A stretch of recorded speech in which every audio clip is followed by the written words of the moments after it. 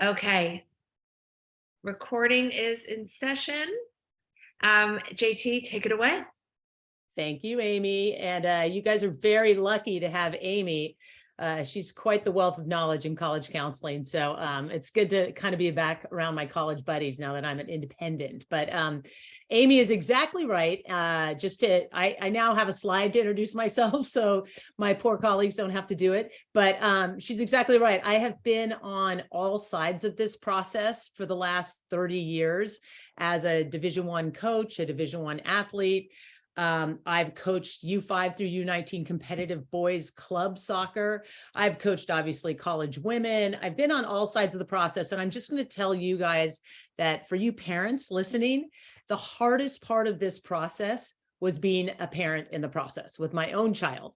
And I know a lot of stuff, and it was still really, really challenging just because there are no guarantees, and it's stressful, and you want what's best for your kids. So it's very challenging, but I'm here to hopefully shed some light on the topic and make it a little bit less chaotic.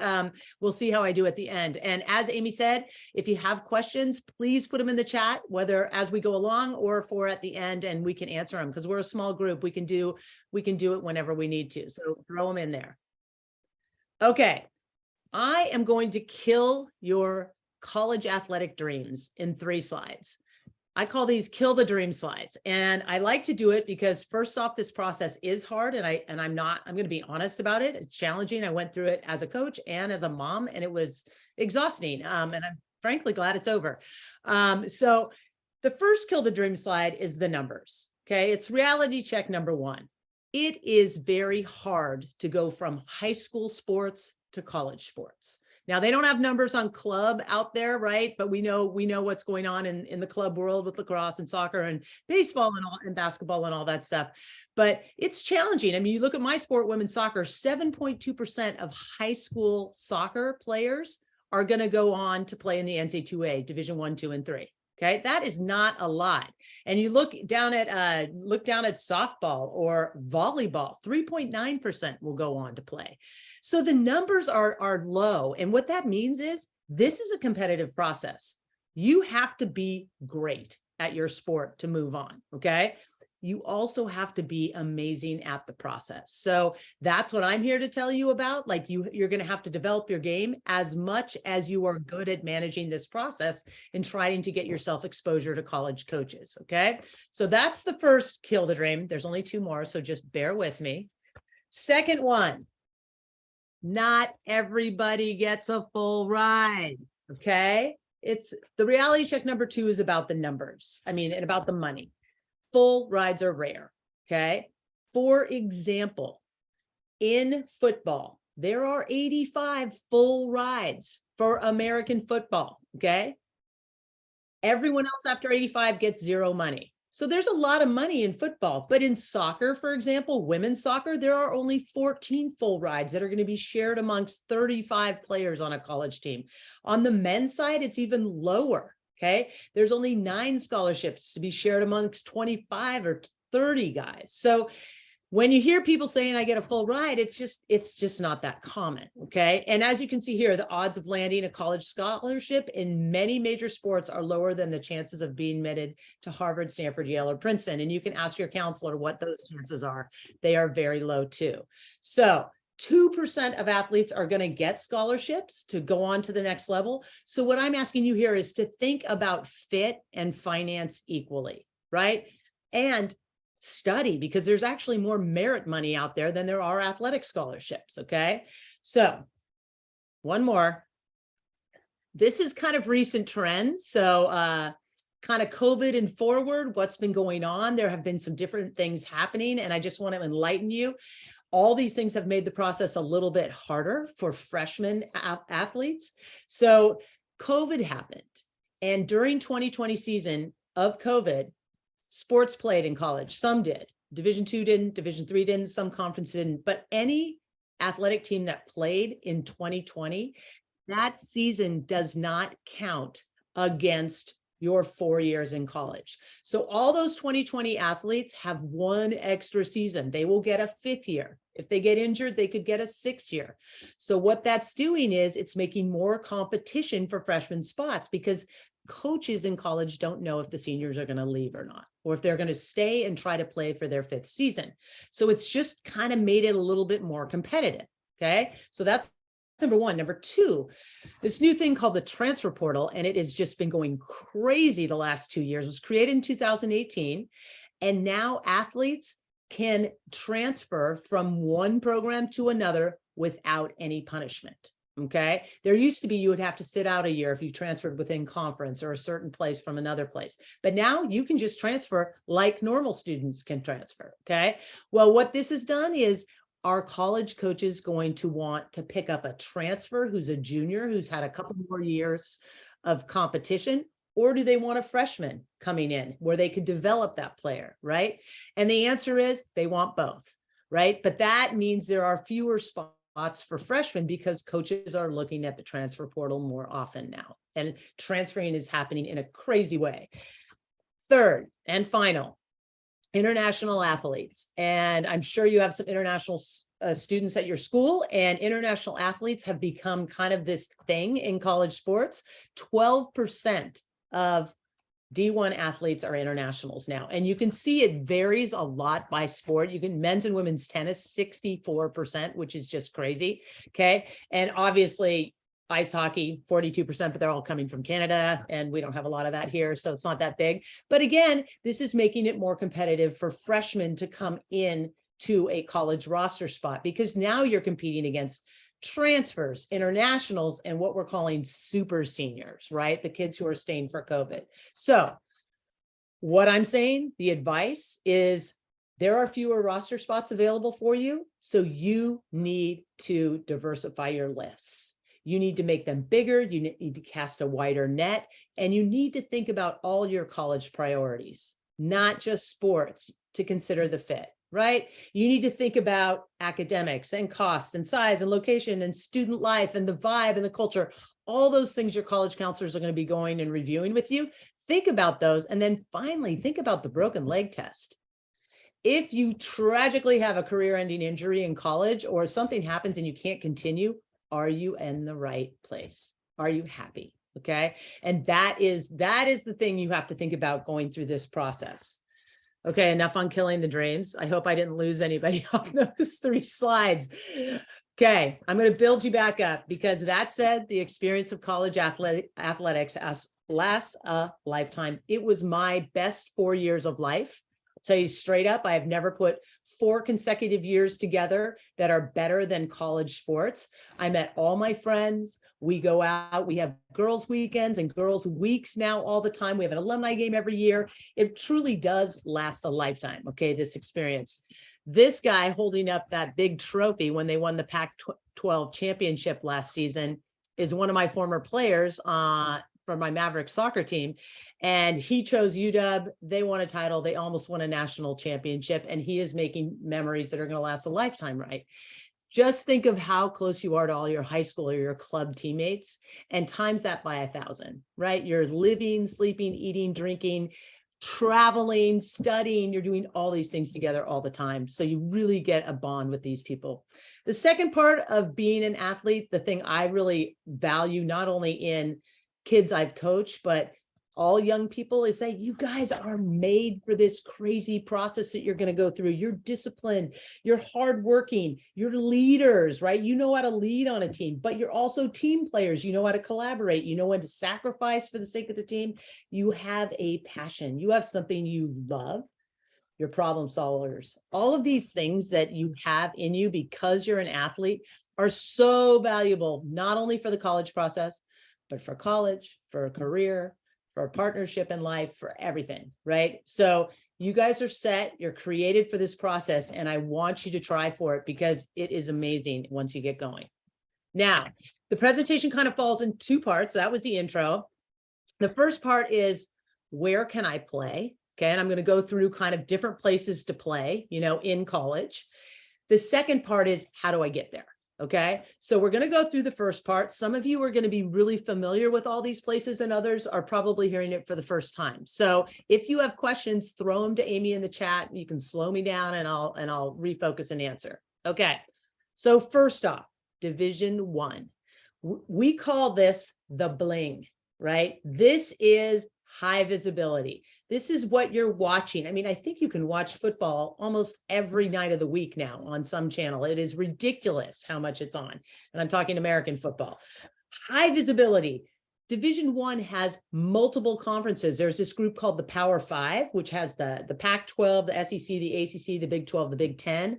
Those are the big monster, okay, big visibility athletic conferences in our country. And those are the ones that everybody's dreaming about getting to. But then there's smaller conferences like the WCC in our area that has a ton of great schools and schools that will get to really big positions in the NC2A.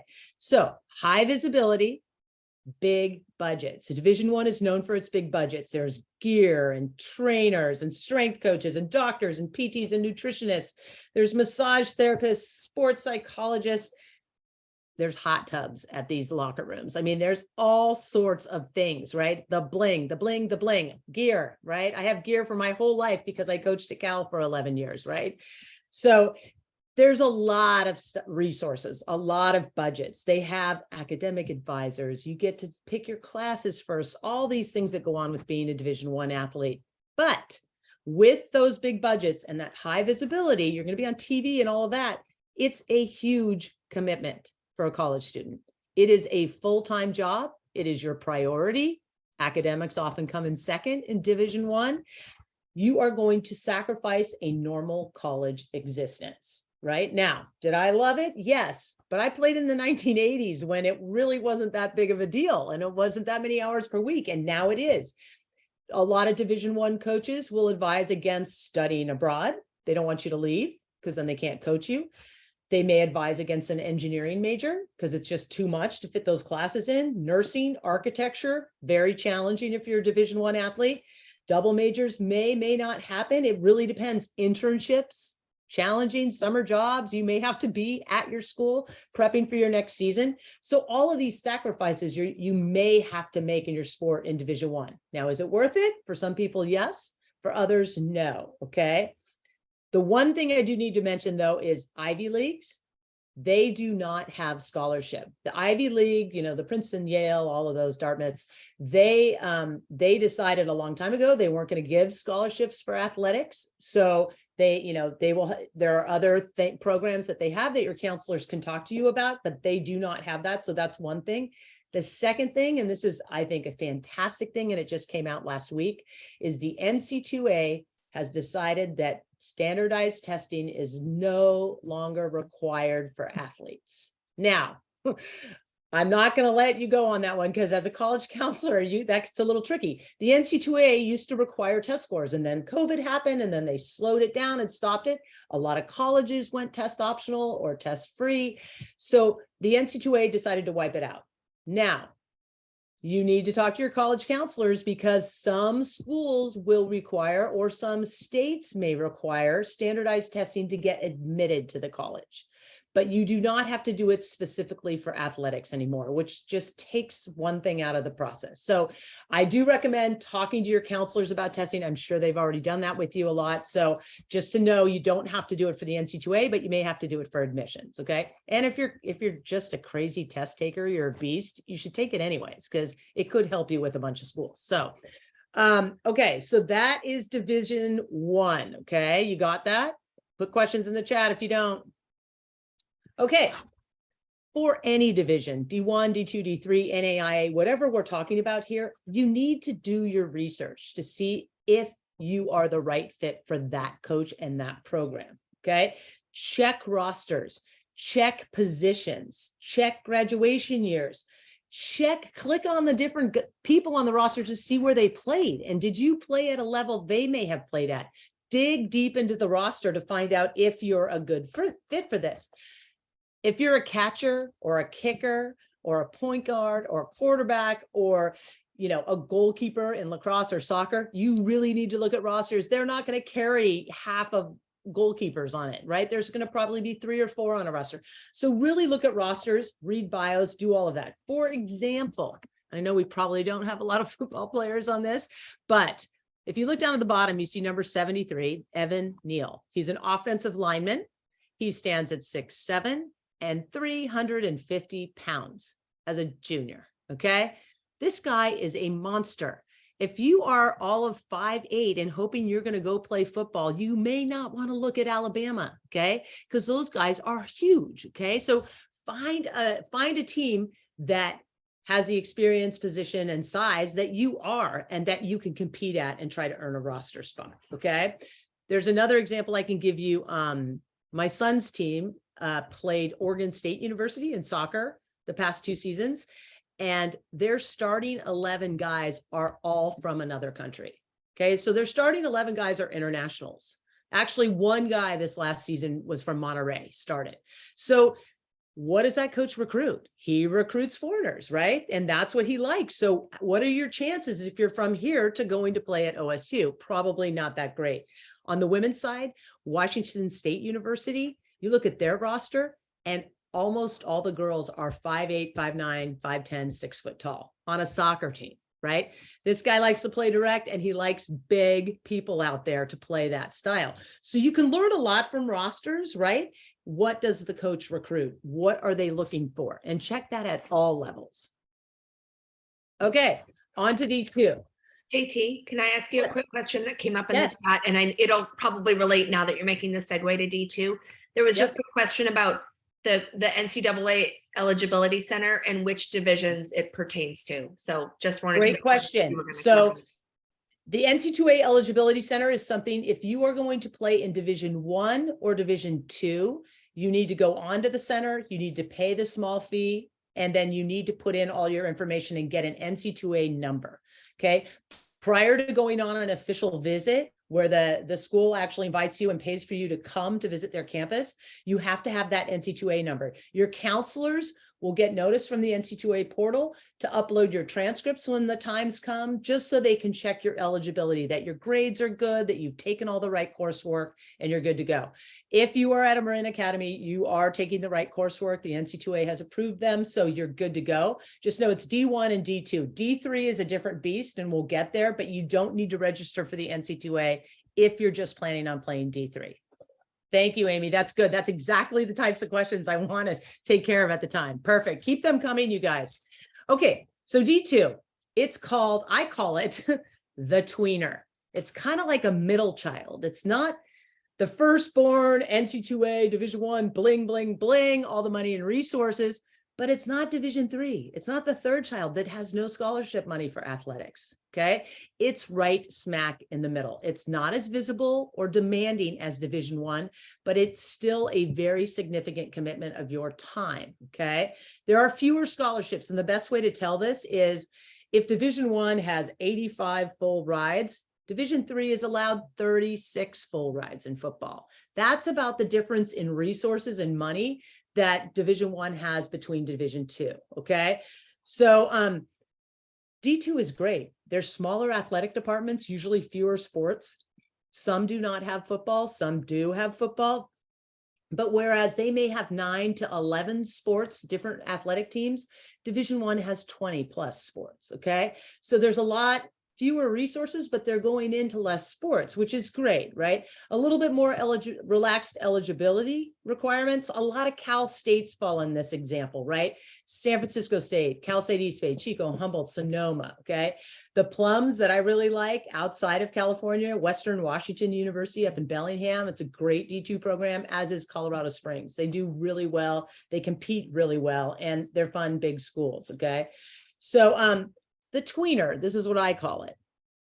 Now, for you people who are on here listening to me talk a ton about team sports, let's talk about you people who play a sport with a number on it, right?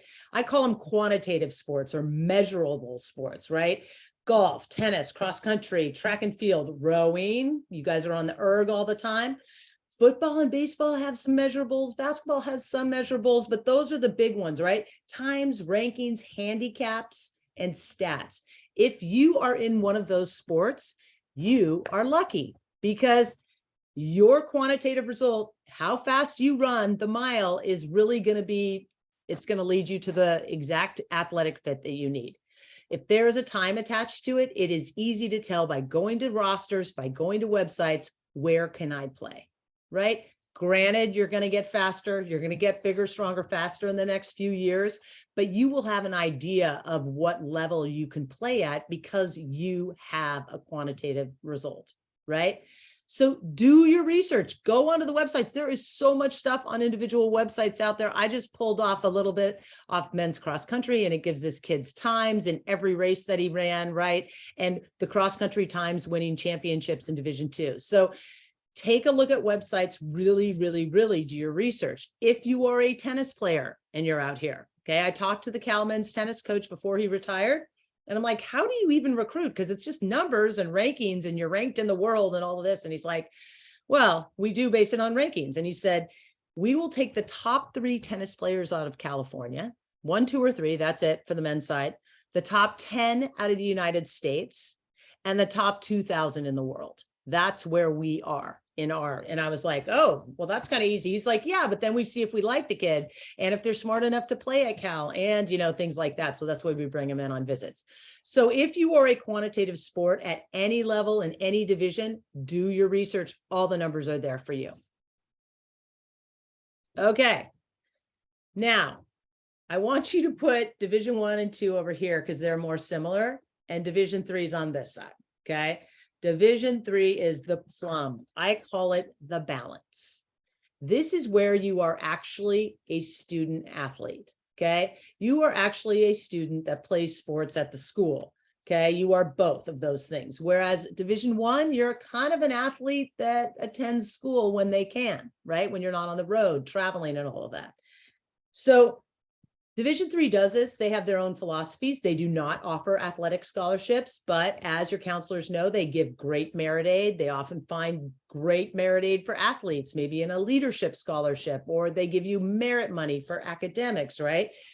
They have shorter seasons. They have a shorter off season. So because there isn't this huge off season, you can study abroad. You can get an internship in your off season, okay? You can go home. Right? This is a different philosophy and they really hold true to it. And I think it's fantastic. Less training time, fewer games, and more focus on you're not going to miss that lab because you have practice. Division 1, you're not going to take that class because it has a lab because you can't miss practice, right? That's the difference of how it goes, right? There are obviously test scores are not required for Division 3, nor have they been, because Division 3 academics, they manage the testing and the eligibility on their own at each campus. Okay, so they have never been required for that, unless the campus requires it.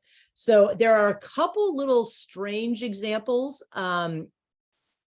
Colorado College is a Division 3 athletic program, but they play D1 in women's soccer and men's hockey. Okay, so the NC2A allows these D3 programs to play up in one sport in each gender in their school if they apply for it. Johns Hopkins and a few other schools back east, they are playing up in men's and women's lacrosse. Okay, so lacrosse does it, hockey does it, sometimes soccer. So just beware if you're looking at D3 colleges to make sure you know which division they're playing in. Mostly, okay, D3 is D3, but sometimes there's a couple D1s in there. Now, conferences, okay? Like I said, this is a plum. You can use your athleticism to get into a pretty stellar school if you want to on the D3 side. There are some highly selective and academic schools. One conference is the NESCAC, which is back east. And you can see on that slide, I mean, it's got some it's got Tufts and Middlebury and Williams and Wesleyan and Trinity. It's got some great schools out there and they are very competitive. The NESCAC loves to compete. They put a ton of money into their sports. And at some of those schools, because the schools are so small, 25% of the student body plays D3 athletics, which is great. There's this huge monster rah-rahness in a tiny school, okay? On our side of the country, the SCIAC has been going off in its athletics because it's got the Claremont schools, Pomona Pitzer play together, Claremont, Mudd, and Scripps play together. Okay, so there are 5 schools down there, but 2 play together against 3. So when Pomona Pitzer Sage Hens play Claremont, Mudd, Scripps on campus, everybody in all 5 schools are out there watching the games. Okay, so there's these great Division 3 conferences, and it's a place you need to look. It is a little nuanced. A lot of the coaches are going to want you to apply early decision your senior year. If you apply to these schools, the timelines vary, obviously. They may have likely letters for these schools. They may do summer pre-reads for these Division III schools. The process varies by school and team. And remember, it's not always a sure thing. So be sure to have backups. Be sure to keep your counselor in the loop so they can help you navigate this whole committing to a D3, okay? So D3 is done. Now, how do I know which schools have which division? Well, there's this great website, and if you want to Google it right now, because while I'm talking, you like having something to do, feel free. It's called Google NC2A Membership Map. Click on directory, and you can filter obviously by any sport, any conference, any state, any division. Of course, I chose men's and women's soccer in Division I. So what do you see just looking at this map? And I know you're not here, so you can't answer me, but I will answer for you. You can see, obviously, that there are way more women's programs than there are men's Division I in the country, which is tragic because I coached women my whole life and then I had a boy, right? So it's a lot harder on the guys' side. Second thing, it's lopsided. There are way more programs, especially on the men's side on the East Coast, okay? So there's this little lopsided thing going on with soccer. So this will help you, but also click on it and ask it to pull up all divisions. So what I did here is I took women's ice hockey because I'm just fascinated with ice hockey. When I watch it in the Olympics, I love the sport. And I pulled up ice hockey, but I did all divisions, not just Division I. So you can see blue is Division I, orange is Division II, green is Division III. There's a lot of green and a couple speckled orange. But the big thing is there's just not a lot of programs. There's 112 colleges that have it. 36 are D1, 5 D2, 71 D3. They play each other, right? And they're all kind of close to Canada, right? Because there's a lot of Canadians playing in our hockey teams, especially on the women's side, right? So take a look at these maps, know that geography matters, gender matters, division matters, all of that, and find the schools that you're interested in, see if they have a program. I'm going to tell you right now, if you're a baseball player, there just aren't as many baseball programs in our country. So really dive deep into this NC2A membership and figure out where you can play. Okay, now just to confuse you a little bit more, there are more places to play. So there's the NAIA. That is not the NC2A. They are parallel associations. The NAIA, I call it kind of the rebel. They created themselves after the NC2A because they didn't want as many rules as the NC2A had. It's similar in level to Division II, okay, in terms of like eligibility and recruiting and rules and things like that. They have athletic scholarships. There's a lot of faith-based, private, and smaller schools. They have a membership map also, so you could check that out. I put some examples down there, so if you see that. But don't overlook the NAIA, okay? They have national championships. They have the full thing too. There's just a smaller association. After that, college club sports. This has become really big over the past few years. I coached a boys soccer team at U19, a club team, for 2 seasons. I had this U19 team. I had 15 guys in 2 seasons go play college club sports. And why they did this is because they didn't want to sacrifice their academic first choice for their athletic level they could play at. For example, I had 3 guys who tried out and made the UCLA college club team. They weren't good enough to play Division I, right? But they didn't want to play D3. They didn't want to go to a small school. They wanted a big school. So they forego their D3 schools. They applied, they got in, and then they called up the college club president and said, hey, I want to try out for your team. They tried out. 180 guys tried out for 8 spots, okay? It's very competitive, and there's a lot of different college clubs. So if you don't want to sacrifice your academic first choice for your athletic first choice, go through the process, look up the college club websites, see what they have, see how competitive they are, and find that place to play. My whole goal is that you just keep playing the sport you love because it makes you happy. You're going to have your friends, and we all need that outlet if we're athletes to just kind of get our yayas out and on the field somewhere, right? Okay. And then finally, there's community college. If you are not ready, either academically, athletically, socially, financially, right? Whatever the reason is, you're just not ready to go and you want to get bigger, stronger, faster, go find a community college to play at, because and look at their rankings and make sure that their coach gets their players out from a 2-year program to a 4-year program regularly. Okay. So again, do your research, right? This isn't a bad option, and people do transfer from these programs. Okay, we just made it to halftime. We are at halftime. You guys are all doing okay. I'm going to take a quick drink of water. Okay, there are no timeouts in soccer. I'm going to ask whether people, if folks have questions, please feel free to put them in the chat. And then as the timing feels appropriate, I will be asking JT. Yeah, and ask questions, you guys. This is a very confusing, nuanced process. So, okay, second half of this is, how do I get recruited? How do I market myself to coaches? This is a business, right? And it hurts me to say that because I love sports more than life itself, but it's a business, right? Coaches need to win to keep their jobs. They have to win. Programs need to win to stay viable in college. I'd have parents at Cal, my players come up and say, well, do you only start your seniors? And, I didn't want to laugh at them, but like, there's no way I'm going to only start my seniors. Like, I love my job, but I have to win. I am going to start the 11 players that I think will get me the win. That's just how it goes. It doesn't matter how much scholarship they're on, how long they've been there, how much I love them. It's got to be about winning. And Division I is a business. Okay. So you have to keep this in mind.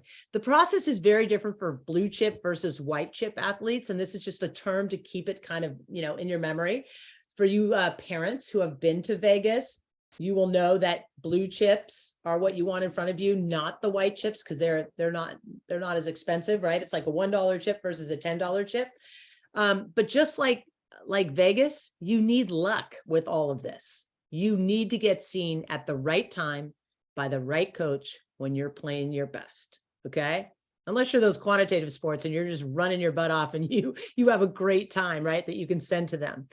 Okay. So blue chips, these are like the GOATs, right? The best, the greatest of all time, right? These are the 2% that they don't need my help. They're so good that college coaches are flocking to see them play, whether that's a gym or a pool deck or a soccer field. They're just there all the time. Okay. They're highly valued. They're recruited. They're going to make contact early. You want to be on one of these people's teams if you're not one of these, blue chips, because they're going to have coaches all over the place, right? If you don't know who these are, I'll just say the bottom person there is Michael Jordan. So for, you youngsters out there, you may not know him, but we oldsters know he was the GOAT. He was actually cut from varsity as a sophomore in his high school team, which I find just fascinating, right? And he scored 40 points a game, his sophomore year on the JV team. He was a McDonald's All-American by the end. He was recruited by UNC, Duke, South Carolina, Syracuse, Virginia. He had offers, full rides from everybody, right? He obviously chose UNC, okay, the great Chapel Hill. He was an All-American sophomore and junior year. He got the Wooden Award. He got all this stuff, right? And boom, he was out. Third pick, Chicago Bears. He never finished off his senior year, okay? That is a blue chip. Megan Rapinoe just above him. I had the great opportunity to watch her play, to try to get her to Cal, which she didn't come. It was tragic. She had a twin sister. We couldn't give the scholarship offer that we needed to for both those girls. And she chose Portland over Cal and Santa Clara and a bunch of other programs. She was a McDonald's All-American. She played for the U19 national team before she got here. She's a blue chip, right? She's gone on to play World Cup, Olympics. She played pro for Lyon. She's played for the OL Reign. She's everywhere, right? And she does not need help. She didn't have to write coaches all the time. They just came to her because she was so good, right? So if you are a blue chip out there, you can just turn off this presentation. No, don't turn it off. But you actually don't need as much help as people like me, the white chips, okay? 98% of us are white chips. White chips, you need to be your own agent. Okay. You need to take control of this process. You need to be as good at this process as you are at getting better as an athlete, as developing yourself, right? First and foremost, keep your grades up. The higher your grades are, the more options you have. The higher your grades are, the more merit money you can get. You can get into more schools, you can get more money. That's number one, right? Standardized testing. We talked about the NC2A versus the admissions in standardized testing, but it's no longer required for NC2A. So check with your counselors about admissions. Ask coaches about your level of play. Tomorrow at practice, ask your coach, ask your high school coach, ask your club coach, ask anybody who trains you, ask people that you go to combines, showcases, or camps. What level should I play at? Am I a D1 player? Am I a D3 player? Should I do D2? What should I do? Okay. Ask them. You're going to need to work harder and start earlier at this process than all your friends. They're going to think you're crazy, your non-athlete friends, because you're doing stuff so early in the process and they're not yet. And that's just the way it is. You're going to need to cast a really, really wide net, like I talked about in those Kill the Dream slides. Look at conferences, divisions, locations that you actually didn't know you liked, right? And then avoid the one and done. You cannot just send one email out and think that coaches are going to lock onto it and find you some way. Okay. And we're actually going to go through what you should do instead of just sending one email. First off, easiest thing you can do it tonight. Give your phone to your friend, give your phone to your mom, give your phone to your grandma. If they don't like what they see on your social media, you need to change it now before you start contacting college coaches, because 85% of college coaches are going to stalk you on social media once they're interested. So you need a social media presence that is clean and classy, and make it work for you, not against you. Humbly post your accomplishments. Okay. Make it out there. It's about your team. It's about a new personal best. It's about following professional athletes that you love or professional teams that you love, right? Make your social media public. Do not hide it. If they see a private social media account, coaches wonder what's happening in there. Why is it private, right? So if you're going to use social media in the process, make it public. Okay. Follow and like coaches online, right? Follow programs so you can see what they're putting out. You know when their ID camps are. Use social media for good instead of bad, right? And really take this seriously, because a bunch of people's offers have been taken away because of something they have posted on social media. So it matters. And then there are sports like baseball and football that use social media for recruiting a lot. Soccer does it a little bit, but not as much as football. If you don't get DM'd by a big major program as a football player, you're not even in the running. So clean it up and keep it classy. Second thing you can do, and I just like this as a college counselor, as a process, that your counselors will probably have you put together like an activities list that will, help you fill out your applications. Do this for your sport too. Put together a resume or a profile that you can post, you can send to coaches. It can help you fill out recruiting questionnaires, and ultimately it will help you with your college applications activities list, right? Put all your things down so you don't forget the honors and awards you've won, okay? Or the things you've done. Most of this, they're going to want to know your high school information, but if you played with some amazing team in middle school, put that down too, okay? So make sure you go back a little bit in your sport.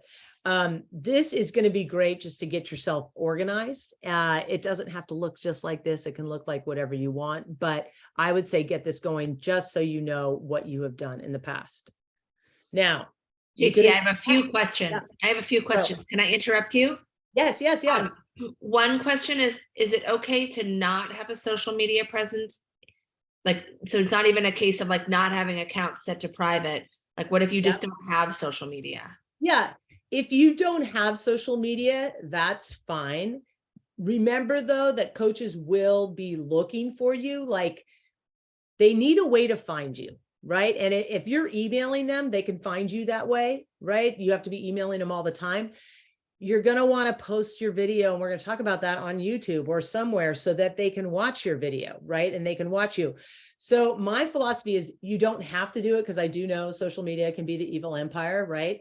But if you're going to use it, make sure you're using it the right way, right? So you can have an online presence and you can get your name out there, right? When an athlete comes to me and I start to work with them, the first thing I do is I Google them and see if their video comes up and if they have some profiles so that their name is out there, because that's how coaches are finding athletes now.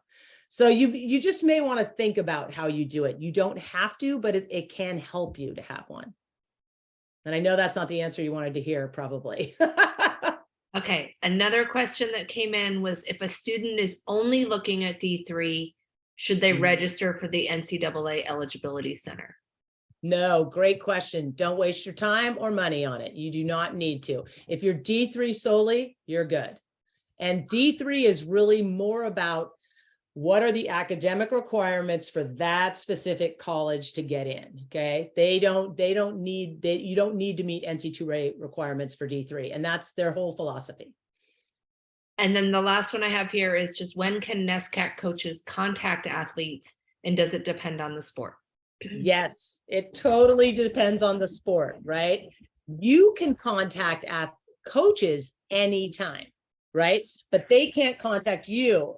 I'll give you an example. So in soccer, and I'll just do my sport, this is all on the NC2A website, so you need to do your sport. But and a lot of sports are like soccer, even though lacrosse kind of went their own way 2 years ago. Division I, June 15th is when coaches can start contacting you with texts, emails, calls. You can't visit officially until August 1st, okay, after your sophomore year. So June 15th after sophomore year, August 1st after sophomore year. D2, materials can come to you on July 15th, okay, after sophomore year. And then D3, materials can come anytime, but you just can't visit until your junior year. So there's a lot of different rules for each sport. And I do have a slide in a few minutes that's going to say, go to the NC2A website and look at the rules for your sport about contact. But keep in mind, you can make contact with a coach anytime. They just can't contact you until a certain time, okay, in different divisions. So here's the sample cover letter that you could make contact with. This is entirely too long. I just did a sample with a lot of options on it for you, depending on what you're thinking. But there are a couple overriding things that are important. And first off, just in terms of emailing, create an email just for this process. That's what we did with our kid at home. It helped out. Your child, the athlete's name and their grad year in it, right? And Gmail. And you're going to get spammed so much from this process, from different profiles you post and different software systems you're at tournaments. So create an email account that can store everything and that the whole family can look at, right? So it doesn't have to be your Marin Academy email. It's just this one email, and have every family member who's helping you with this be able to access it. Organize folders in your email. So when you get emails about ID camps, you have ID camp dates. You have schools I really like, schools I've never heard of. Like you can start sorting through the emails together and kind of organize them. In terms of sending out your initial contact email, as you can see, your subject line needs to be consistent. It needs to have your name, your grad year, your team, and the topic. Grad year is really important. They do not care about birth year anymore in college recruiting. They need to know what year you're going to graduate, because that same year of high school graduation is the first year that you're going to start college. So it's the same year, okay? And that indicates to coaches what they can and cannot do with you in terms of calling you or watching you or sending you materials, because the NC2A has those rules on each thing. Write all the coaches you can find an email address for on the website, right? You don't know who is doing the recruiting in the office. And if you're a goalkeeper, write the goalkeeper coach too, right? You could you need an intro, you need to kind of say who you are. Like the first paragraph of this is, my name is, I'm at this school, blah, blah, blah, blah. My GPA is this. You can start with that. But if you have a personal connection to the coach, like another player off your team goes to that school, or your parent went to that school, or your grandma lives by that school, or whatever it may be, start with the connection paragraph first, and then go into the introduction to try to hook them in a little bit, right? If you are in a bunch of the Olympic sports and you're not, it's before June 15th after your sophomore year, they can't make contact with you. So this third paragraph is just saying, I know you can't make contact with me until June 15th. Here, I'm attaching my resume, my video, and these are my coach's emails, right, as my references. So if they really want to get a hold of you and they're not allowed to yet, they could call your club coach or your high school coach and ask about you, okay? Obviously, end with something nice, I'm really interested in going to your school, or congratulations on that big win against your rival, or whatever, to show that you're watching them on social media. And then at the end, add a signature onto your email where your name and your grad year, your high school, your GPA, your club team, your position, your cell phone, any social media handles you have, and a link to your video. So every time you send an email out, all that information goes, and coaches are going to have an easier time remembering who you are. Also, second pro tip, email from your last email. If you send a second email out, email it from the first email. So create a chain so the coach can see how many times you've actually made contact, which shows that you're actually really interested. Okay. There's the cover letter. And we already went through some of the rules. That was a great question, by the way. And as you'll see here, you have to go to their websites and look at the rules because they vary by division, sport, and even gender. Men's and women's basketball are different in recruiting, okay? So make sure you know when the coaches can contact you, but you can contact them anytime, okay? Okay, so after you've created that email, and the email address and the initial contact email, and you have this great personal connection with the coach, or you know something about them that you're going to start off with, what do you do? Okay. You need to track the coach's responses and non-responses. Are they sending you something back? Do they just spam you with a come to our ID camp, or we need to see you play again? Is it an email they sent to 100 people, or does it say your name and something about you in the last tournament you were at, or that last personal best you got? You're going to have to complete questionnaires. I'm going to go through that in a minute. Any free and easy profiles online that you can fill out, do it. Build your online presence. If it's free and it's easy, do it. Okay. So that when I Google you, you come up and they can find you. You're going to create a highlight video. I'm going to talk about that in a little bit. And you're going to stay in contact with coaches. You're going to send them updates, whether it's about tournaments or things you're going to be at, or even that you just got awesome grades this last semester, and send them your transcript so they know they can get you in. Okay. You're going to attend ID camps. You're going to study teams rosters, like I was saying at the beginning, and you will keep your high school counselor in the loop. Very important. I have known coaches that have called the high school counselor to just do a quick character check on the athlete. Okay. So be nice to your high school counselors and keep them in the loop so they're ready to say nice things about you. The goal of all of this after the initial contact, is to build a relationship with the coach, the college coach. You want to get from email to a call, a text, a visit, or they're coming out and watching you play. Okay. So that's the next level. That's why you're emailing them, trying to get to that next level. Parents, what you can do is when you're out on that pool deck and you see that dad with the Bowdoin sweatshirt smiling, go talk to him. Did he go to Bowdoin, or is his kid committed to Bowdoin? Like, ask how the process worked with Bowdoin in swimming, so or in water polo, so the specifics, right? So any parents wearing the sweatshirt, go talk to them. They will happily tell you about their process if their kid is committed, because it's so exhausting. You want to share the knowledge. Okay, here is. I got another question for you. Yeah. Sorry. No. This is way better to ask while I'm talking. I like it. Do you email coaches? Do you email school coaches for club teams, or is it just for the varsity teams? Got it. College club is different. This is all for the division 1, 2, 3, community college, and NAIA. Okay. Emailing. If you are going to go the path of, I'm going to apply to schools that I really want to go to, and then try to play college club, after I would say do the research beforehand to make sure those schools you're applying to has a good club program, because some don't have it and some are more supported than others. But after you get admitted and you commit to that school, right, you sign send in the deposit and do all that stuff, you will call the college club coach or the president of the college club and ask when tryouts are, and ask how competitive it is, and send maybe your profile to them so they can see how good you are. Okay, great question on that. Okay, so these are recruiting questionnaires. You need to fill these out for every college you're interested in, because not only does it show the coach your interest, but sometimes it will start an online electronic file for you in the coach's office. Okay. Now, I'm going to say these things were one of the worst part of the process for us going through this with our child.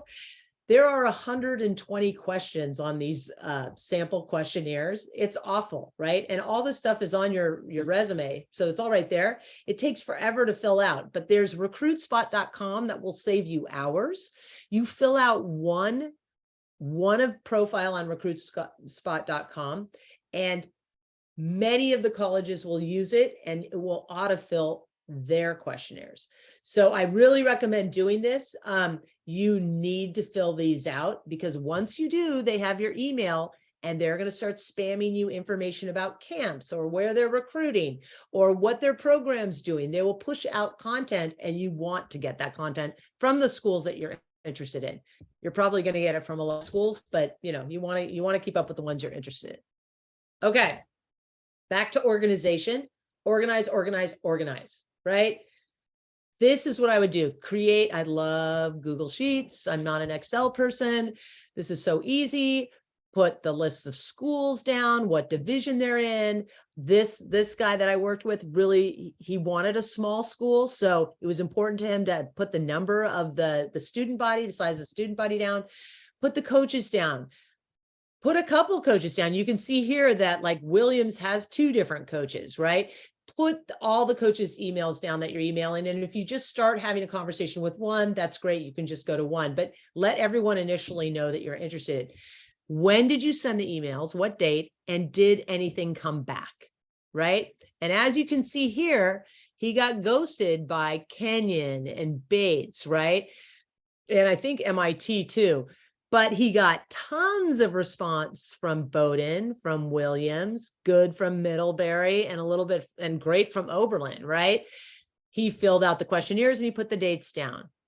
Some of them, he took virtual tours, right? He had a campus 1 through 5 ranking.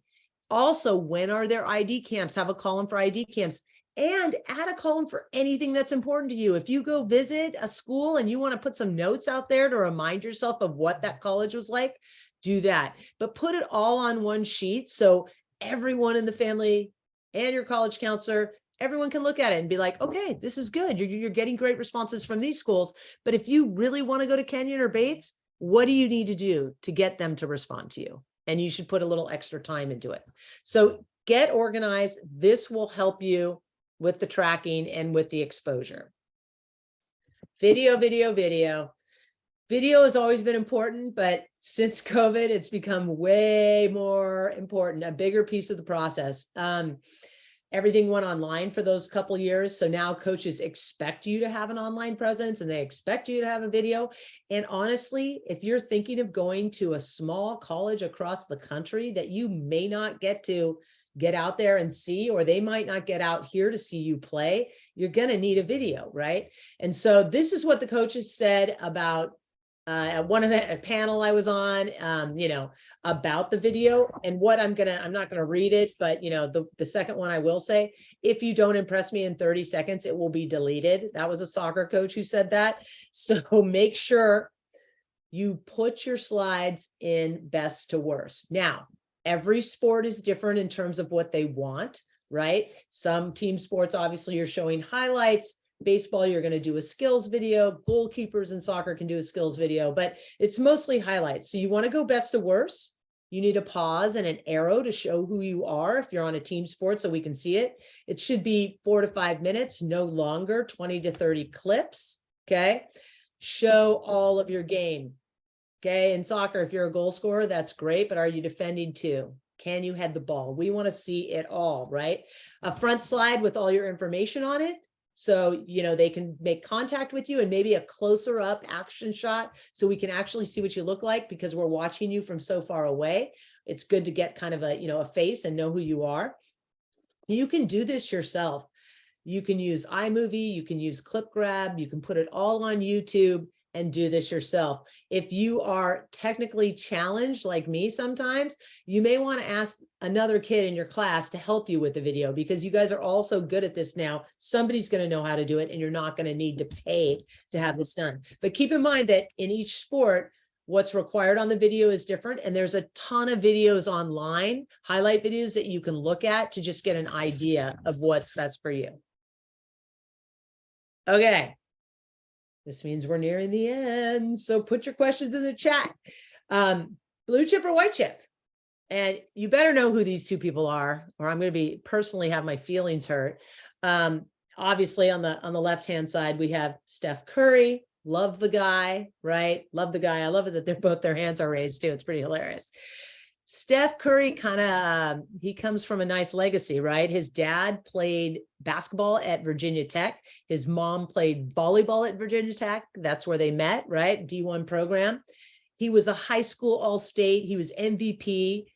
He won 3 conference titles, 3 playoffs. He shot 48% of his 3-pointers in his senior year, okay? Very strong basketball player in high school. He got no full ride offers. Remember, basketball is full, like football, it's you get all or nothing. He got no offers from any of the major Division I programs, right? He got offered a walk-on spot for no money at Virginia Tech because both of his parents played there. So what did he decide to do? He was like, forget all you guys. And he went to play at Davidson College in North Carolina. It is the smallest D1 in the country, 1,700 students, because they gave him a full ride and they wanted him, okay? They were smart. Davidson is very smart. He just got his degree from Davidson College, and he wrote his thesis statement on gender equity in sports because he has 2 girls. Anyways, I obviously love Steph. He was a 7th round draft pick to the NBA his junior year. So he had to go back and finish college. And, you know, the story is written from there. Obviously, they're having a bit of a tough season and his body's breaking down right now. But I do watch a little more basketball than I watch football. But he wasn't really a blue chip. I mean, he got a full ride offer, but not from a top program, right? Kind of more of a white chip that developed into the GOAT, right? On to the right of him, we have lovely Alex Morgan, who I had the honor of coaching and recruiting at Cal.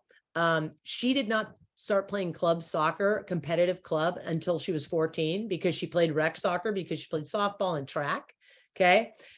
I found her when she was a junior in Moscow, Idaho at an ODP camp, when ODP was kind of the place we all recruited out of. She was playing for Cal South. I was there to watch another player. It was like 8:30 in the morning in Idaho, cold, sitting there, and I couldn't take my eyes off her. I call players like that unicorns. When you see them, you're just like fascinated. You can't take your eyes off them.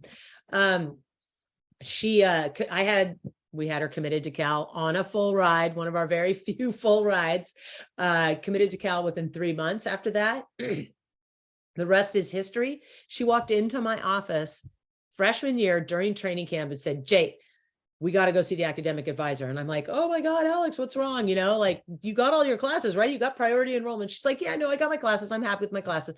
I'm like, then what? What's the problem? She's like, I need to graduate early. And I'm like, what? College is the best 4 years of your life. Why do you need to graduate early? You're going to love it here. Da, da, da, da. She's like, oh, no. I love Cal. I'm doing everything. But in 2011, there's going to be a World Cup in Germany, and I want to be on that team. This was her attitude, right? She had just started playing club soccer, but this was her attitude, just confident, and I'm going to crush this. And lo and behold, she did. She was a PEIS major. She graduated early. She went to Germany. She came in. We came in second that year. We didn't win it. She's been in the Olympics. She's been in the Thorns, the Pride, Lyon. She's now in the San Diego team. She's a mother. She married her college sweetheart, who also played soccer at Cal. She was definitely a white chip. Okay. She got the full ride at Cal, but nobody saw her until she was 16 years old. So this can happen. Are we all going to turn into Steph Curry's and Alex Morgan's? Probably not. But these guys got a slow start on things, and look at what they've done since then. Okay. Now, you probably while this is being recorded, and you will get to see it all later somewhere. You definitely want to get your camera out and take a picture of this, because this is basically everything I've said, almost in order I've said it, and it's kind of like a to-do list. So as you can tell, I'm stalling out. So get your camera out, take a photo, because if you want to start tonight before this, you get this recording in the next couple of days, you can just use this. I hope that's enough time. Amy will tell me if it's not. A bunch of resources. You may want to take another picture of this, the NC2A membership map. There is the recruit spot. There are the NC2A eligibility center or NAIA eligibility center. I added the information on community college soccer and also college club soccer. For other sports, for basketball, for these club sports, go onto the website, Google it. You will find information about all the college club sports, which are fantastic. And then finally, my last two pieces of advice are this. First off, you need to get better at your sport. So, be excellent at your craft, keep developing yourself physically, mentally for whatever sport you play, get better. I always ask athletes this, and I've noticed over the past 15, 20 years that what are you doing when you're not with your team and you're not with your coach to improve yourself as an athlete? And if the answer is nothing, you might not be ready for college sports, right? So you need to be self-motivated. And I've noticed that most of the athletes I work with and I've coached, the ones that are doing things when I'm not there or their team isn't there are the ones that are moving on, okay? Because they want it badly. Second piece of advice is it's not always, especially in D3, it's not always the best players that will move on and play at the next level. Sometimes it's the players who are really good that manage this crazy recruiting process the best, right? So if you can be organized and if you can manage this process and reach out to coaches on your own, and I'm going to tell you right now, I know when a parent is writing the email to me, because you guys, parents, use double spaces after periods. Parents use words that high school students don't use. We know. So make sure the emails are coming from the heart of the athlete and the athlete, right? But if you can manage this process, you don't have to be the best. You can be really good and manage this process and go find a great fit college to play at, okay? So those are my last two pieces of advice. And please put any questions in the chat. And thank you for all the good questions already. But back to you, Amy. Do we have any? Just a lot of appreciation for you, JT. And, I've had a couple requests about the video. So for folks who want the copy of the recording, please send an email to Michelle Baird. I'll put her email in the chat in a minute, and we'll make sure that we get it out to you. So I'm going to put that in right now. But if you have any last questions while we have JT here, please feel free to put them in now. And we're so grateful for JT's expertise. Yeah, good luck, you guys. This you can do this. A lot of kids from MA move on to college athletics. So I know you have a good lineage in front of you. We're getting some requests to see the to-do slide again, if possible. Oh yeah. To back up. There you go. Perfect. Thank you. And honestly, JT, because you can't see all of the comments, but I get a lot of go Bears. This was excellent. What a fabulous presentation. So a tremendous amount of gratitude from our community for you. And certainly Jake, Denise, Michelle, and I extend our gratitude for you for doing this as well. No problem. And go Bears back to whoever that was. Definitely. I don't own any red ever. And I didn't let my child wear red either, even on Chinese New Year. So for those of you who don't have questions, feel free to log off. Thank you so much for coming. I'm just keeping everything open right now, just in case other questions come up.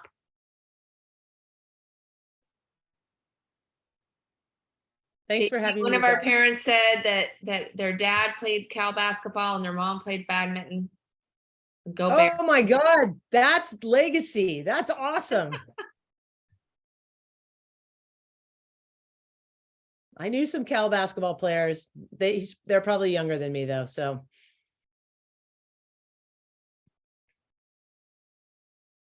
Thank you.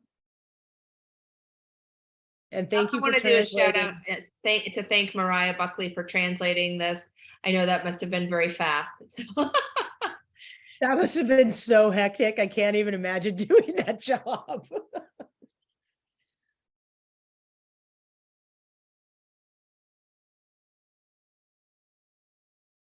To all of you who are saying thank you, you're very, very welcome. And we'll make sure that we get this video out to those of you who need it. I know some of you had a few issues getting on the Zoom.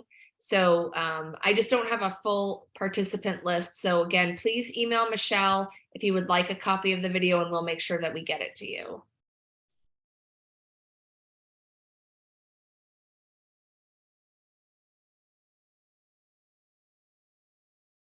JT, there was a question about whether you recommend working with someone to help with this process, to help with the recruiting process. You know, if there's someone specific to your sport that knows the ins and outs, yes, it can always be helpful to work with somebody. Some obviously it's going to complement what your college counselors are doing at your school because you have a very good college counseling program already. But be wary of some third-party recruiting sites because sometimes they're not delivering exactly what they're saying they will deliver. So I would make sure like you talk to other people in your sport about who they're using. I know baseball, if it's a baseball family, like a lot of people use recruiting services for baseball and baseball specific. So it kind of depends on what sport you're in.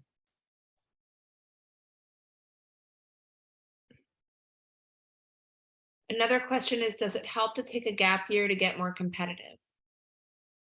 Okay, so that's like the $1 million question right now. It can help you if you are not athletically or academically or whatever where you need to be and you want to get better. Yes, a gap year can help, right? But how are you going to get exposure to those colleges? Right? So like a lot of guys in soccer are going, I'm going to take a gap year and I'm going to go play in Brazil. Well, how is an American coach going to see you play in Brazil? Right? So you have to make sure that you have a place to play, whether it's a post-grad program, you're young enough to still play on your club team, or you're going to have, like, if you're a swimmer or a golfer or things like that, or a tennis player, you could still play competitively in tournaments and things like that prior to college. So make sure that you have a place to play and get exposure to college coaches if you choose a gap year.